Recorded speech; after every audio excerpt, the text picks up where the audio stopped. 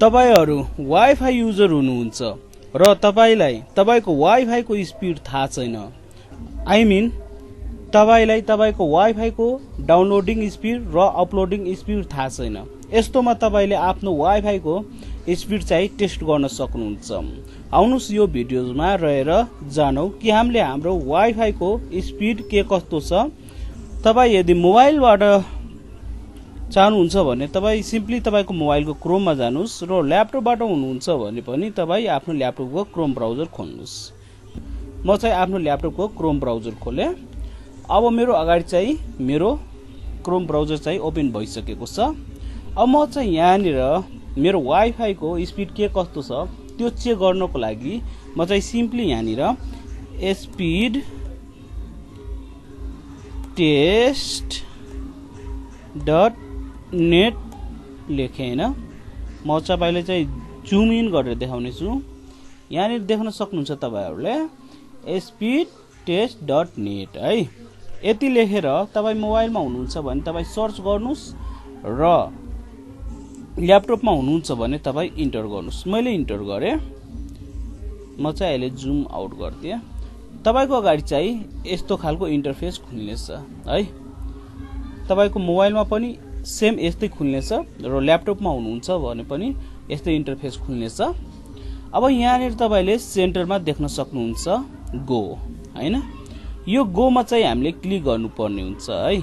म चाहिँ अहिले चाहिँ भाइनेट चाहिँ युज गरिरहेको छु।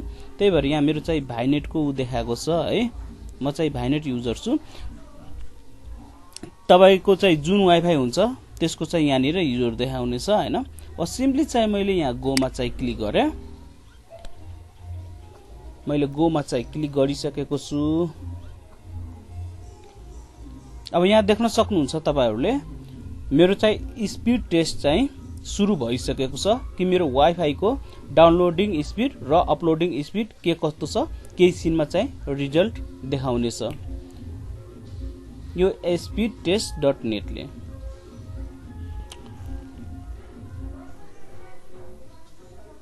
त यहाँ देख्नुभयो मेरो डाउनलोडिङ स्पिड चाहिँ के कस्तो छ 27.89 हैन। अब त्यस्तै गरेर हाम्रो अपलोडिङ स्पिड पनि देखाउने छ।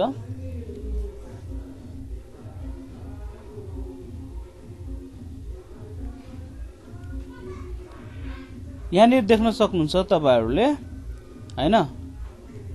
मेरो अपलोडिङ स्पिड चाहिँ 4.84 रहेको छ र त्यस्तै डाउनलोडिङ स्पिड चाहिँ 27.89 रहेको छ। यसरी नै तपाईहरुले पनि आफ्नो वाइफाई को स्पिड चाहिँ चेक गर्न सक्नुहुन्छ कि तपाईको वाइफाई को डाउनलोडिङ स्पिड र अपलोडिङ स्पिड के कस्तो छ।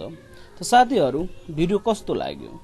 यदि हेल्पफुल लागेको छ भने प्लिज च्यानललाई चाहिँ सब्स्क्राइब गरिदिनु होला र साथमा राखेको बेल आइकन पनि प्रेस गरिदिनु होला। हस्त थ्यांक यू। Bye bye.